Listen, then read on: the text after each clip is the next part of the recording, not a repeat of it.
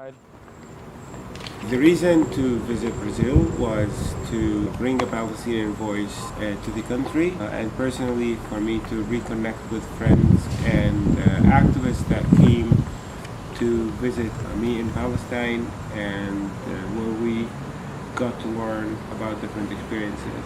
So it's a multidimensional experience where I could come and learn and be inspired by the different examples of activism towards social and political justice in this country, and learn about the different struggles that people have to go through in day-to-day basis, but also to be reconnected with inspiring people that came from Brazil to Palestine. Did you see any similarities with these questions, the Palestinian question and the struggles here in Paraíba or here in Brazil until now? So far, I got to realize that surviving social, economic, gender, and political oppression takes the same shapes, like the dominant powers, whether in Brazil or in Palestine, are cruel, disrespectful, racist, care less about the importance and sacredness of a human life, view a vulnerable member of society to be a subject for oppression that needs to be crushed. So I see many similarities in the behavior of dominant powers, whether in Palestine or in Brazil. I also see inspiring forms of resisting this oppression, standing against that domination. I see home demolition in Palestine, I see home demolition in Brazil. I see land theft in Palestine, I see land theft in Brazil. I see elimination of indigenous populations here. I see that elimination of indigenous life and indigenous people in Brazil, but the most, and in Palestine, but the most important part is resistance to those forms of oppression, how people refuse to submit to dominant powers that seek nothing but maintain injustice and oppression. So there are similarities between the oppressive powers and regimes both in Palestine and here in Brazil, but also there are a lot of inspiring people that put their life at risk in order to empower and support those who are vulnerable among us. How can you see the relationship with Brazil and Palestine or Brazil and Israel? Okay. Now, in terms of political connections between governments, the connection between the current government of Brazil and the government of the State of Israel doesn't matter what kind of government rules the State of Israel, because the State of Israel is ruled by a racist ideology. A like-minded Brazilian politician would see natural alliance with a racist regime that is ruling Palestine. So governments have their own thing. Racist ideologies are connected. So that's something that is visible. How do people relate? Like in Palestine, we distinguish people from their government. So the current government is not a representation of the Brazilian people. Brazilian people are the representatives of Brazilian culture, Brazilian resilience, Brazilian survival, Brazilian existence. And for me, as much as I see inspiring Palestinians that stand up for equality and justice, I see Brazilian people who are standing up for social equality and social justice. At the end of the day, there is distinction between a political regime and how people survive that political regime. What kind of advice could you do for the local activists that For the learning experience, I guess what we as Palestinians would learn from the struggle for social justice in Brazil is the creative ideas that come out of here. And those creative ideas are a result of the fact that there is a wider margin of freedom that activists in Brazil have than the margin of freedom that we have under Israeli oppression. So that wider margin of freedom allows space for creativity, allows space for maneuvering around the dominant powers in this country. So we learn from the creativity of activists in Palestine. As I mentioned in many events, that we have a form of, we've learned from different examples of Brazilian activists to build a shelter out of scratch, which is something that is done in different places over here. The motivation for why we build out of scratch while Brazilians build out of scratch, like it's politically different, but the social and economic environment is made similar. So we build out of tires, for example. So we learn from the creativity of Brazilian activists. But on the other side, what I hope to bring to Brazilian activists is the resilience. Our enemy is not elected every 4 years. We have no chance of having an Israeli government that will fight for equality for the Palestinian people. We don't have that. Like for the past 71 years, right-wing Israeli governments, left-wing Israeli governments, centrist Israeli governments have proceeded into the elimination of the Palestinian society. So what we have is an enemy that has been going on for 70 years, destroying Palestinian life and as every aspect of it. Yet the power of our enemy, the power of the dominant power, is not intimidating us to fall into complete submission. We recognize the racism of the dominant power, and the more we recognize it, the more we stand firm against it, and the more we reject it. So when we have a racist government that comes to power in Brazil for 4 years, that's not an opportunity for people to feel defeated and be submissive. That's an opportunity for resistance and standing firmly and powerfully on the side of social justice. Because if we would have the same attitude, we would have been defeated 4 years into the establishment of the Zionist entity in Palestine, which would be 1953. But we wouldn't. As long as there is oppression, the existence of oppression is a firm call for resistance.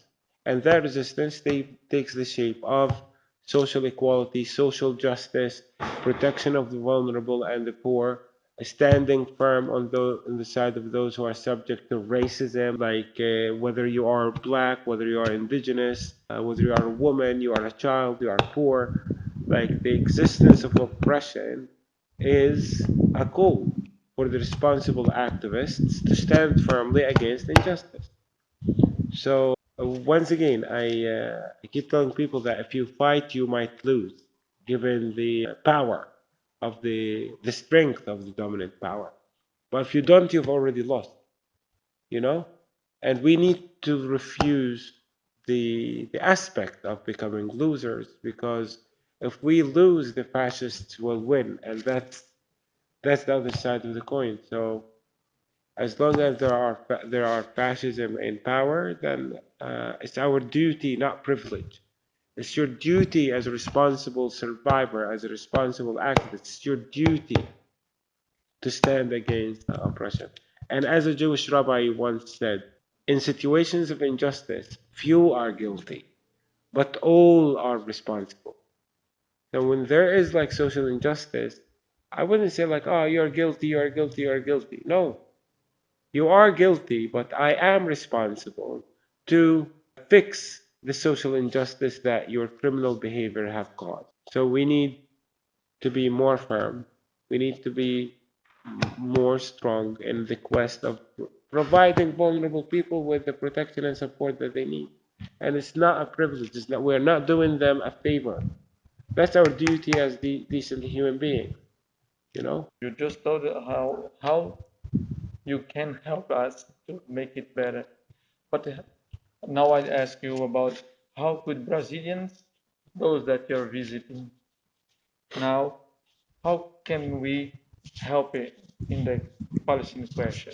The power that people in Brazil have is beyond their imagination. Because like what we need is to come to a situation where the state of Israel would no longer be welcomed in any country. It's a racist regime that has been getting away with implementing institutional racism towards Palestinians. It's an apartheid regime that produces crime over crime over crime. Every single day, there is a Palestinian victim because of Israeli practices, whether through murder, through terrorizing, through arrest, through land confiscation, through home demolition, and everything that the State of Israel is known for. Now, the State of Israel gets away with this simply because it's welcomed in other countries, regardless of its behavior towards the Palestinian people.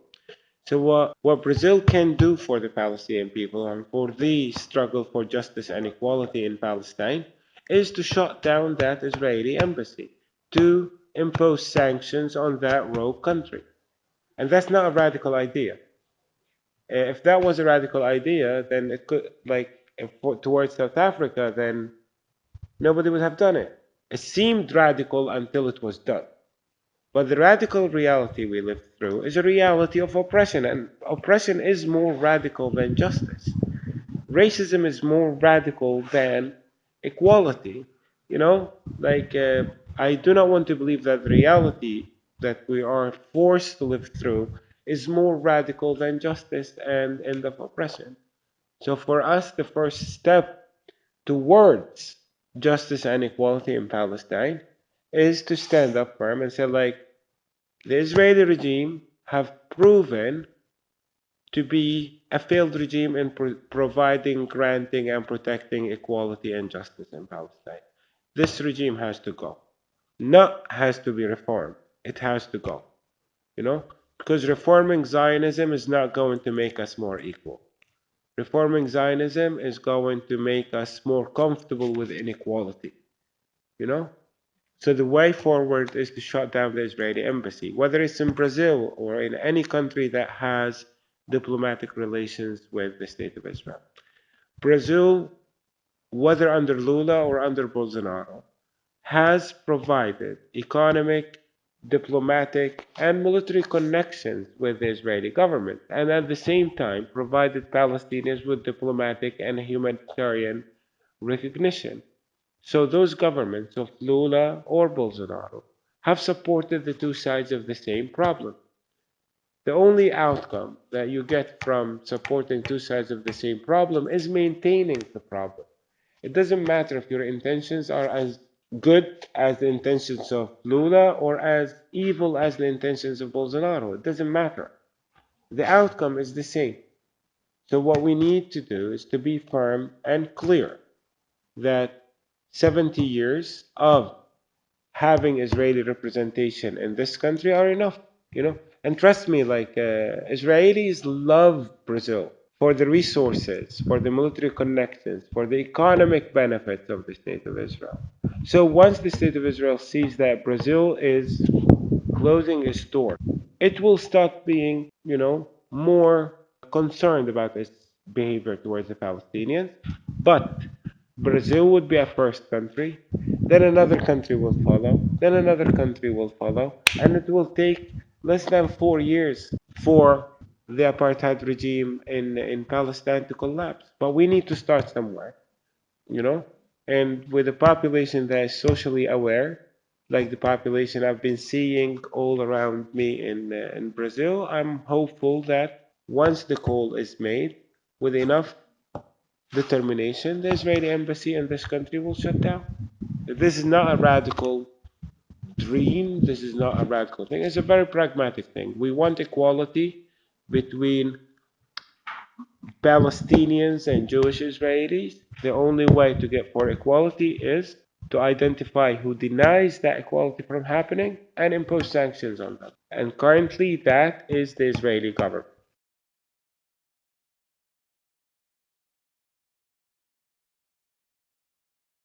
The Israeli regime have proven to be a failed regime in providing, granting, and protecting equality and justice in Palestine. This regime has to go. Not has to be reformed. It has to go.